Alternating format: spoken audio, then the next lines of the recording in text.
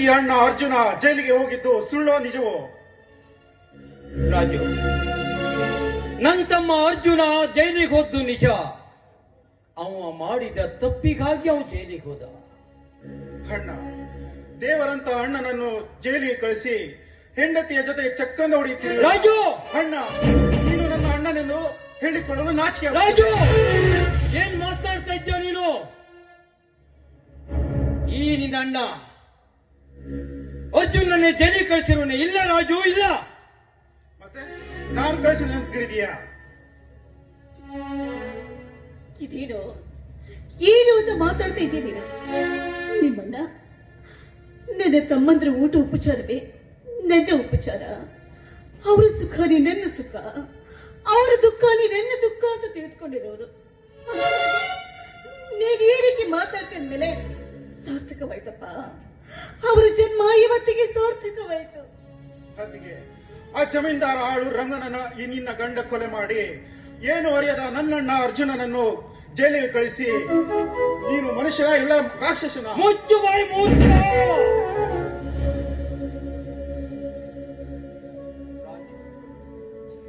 ಏನ್ ಹೇಳ್ತಾ ಇದ್ಯಾ? ನಾನು ಕೊಲೆ ಮಾಡಿ ನನ್ನ ತಮ್ಮ ಅರ್ಜುನನ ಜೈಲಿಗೆ ಕಳಿಸಿರುವನೆ? ಇದು ಎಂದಿಗೂ ಸಾಧ್ಯವಿಲ್ಲ. ಮಾಡೋದೆಲ್ಲ ಮಾಡ್ಬಿಟ್ಟು ಕಳ್ಳನಂತೆ ನಟಿಸ್ತೀಯಾ? ಏನಂದೆ ಮೂರ್ಖ?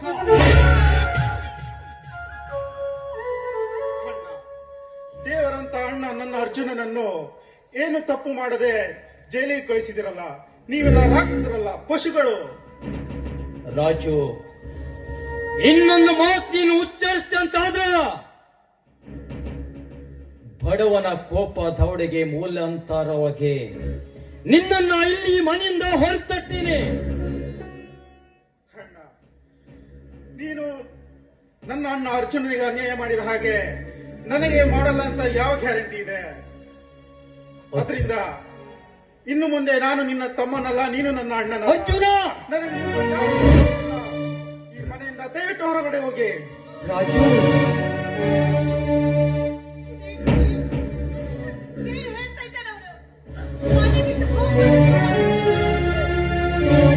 ಸುಮ್ಮನೆ ನಿಂತಿದ್ದೀರಲ್ರಿ?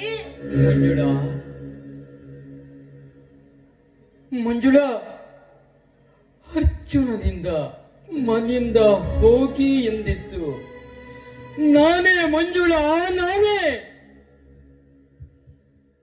ಯಾಕೆ ಗೊತ್ತಾ? ರಾಜು ಚಿಕ್ಕವನಿರುವಾಗ ಪ್ರೀತಿ ವಾತ್ಸಲ್ಯದಿಂದ ಅವನನ್ನ ಸಾಕಿ ಸಲುಹಿದೆ. ಆ ಮಮಕಾರಕ್ಕಾಗಿ ಎಲ್ಲ ಆಸ್ತಿಯನ್ನ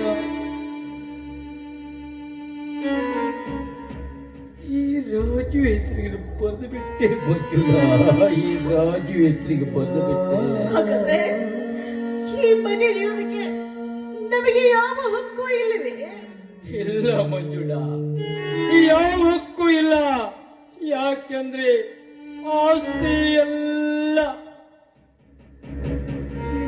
ಮೈದುನ ರಾಜು ಹೆಸರಿಗಿದೆಯಲ್ಲ, ಹಾಗಾಗಿ ನಮಗೆ ಇಲ್ಲಿ ಉಳಿಯೋ ಹಕ್ಕು ಯಾವುದೂ ಇಲ್ಲ. ಬೇಡಪ್ಪ, ದಯವಿಟ್ಟು ಈ ಸಮಯದಲ್ಲಿ ನಮ್ಮನ್ನ ಮನೆಯಿಂದ ಹೊರಗೆ ಕಟ್ಬೇಡ. ನಾವು ಈ ಮನೆಯವರು ಇಲ್ಲದಿದ್ರು ಈ ಮನೆಯಲ್ಲಿ ಯಾವುದಾದ್ರೂ ಒಂದು ಮೂಲೆಯಲ್ಲಿ ಕಸ ಮುಸ್ರೆ ಮಾಡಿಕೊಂಡು ಜೀವನ ಸಾಗಿಸ್ತೀವಿ. ಆದ್ರೆ ಹೋಗು ಅಂತ ಮಾತ್ರ ಹೇಳ್ಬೇಡಪ್ಪ. ಕೊನೆದಾಗಿ ಹೇಳ್ತಾ ಇದ್ದೀನಿ, ಮರ್ಯಾದೆಯಿಂದ ಹೊರಗಡೆ ಹೋಗಿ. ಇಲ್ಲಾಂದ್ರೆ ಪೊಲೀಸರಿಗೆ ಕರೆ ಕೊಟ್ಟು ನಿಮಗೆ ಹೊರಹಾಕ್ಬೇಕಾಗ್ತದೆ. ಮಂಜುಳಾ, ನನ್ನ ತಮ್ಮ ದೊಡ್ಡ ಅಧಿಕಾರಿಯಾಗಿ ನಮ್ಮನ್ನ ಸಾಕಿ ಸಲಹುತ್ತಾನೆ. ಮಾಂಗಲ್ಯ ಮೂಗುತಿಯನ್ನ ನಿನಗೆ ತಂದು ಕೊಡ್ತಾನೆ ಅಂತ ಈ ನಿನ್ನ ಗಂಡ ನಿನ್ನ ಮಾಂಗಲ್ಯ ಮೂಗುತಿಯನ್ನೇ ಕೊಟ್ಟಿವನಿಗೆ ನೌಕರಿ ಆದ ಇವತ್ತಿವನಾಡುತ್ತಿರುವ ಮಾತು ಮಂಜುಳಾ, ಅಣ್ಣ ನೀನು ಒಡವಿಗೆ ಹೋಗು ಅಂತ. ಮಂಜುಳಾ, ರಾಜು, ಹೋಗ್ತೀನಪ್ಪ, ಹೋಗ್ತೀನಿ.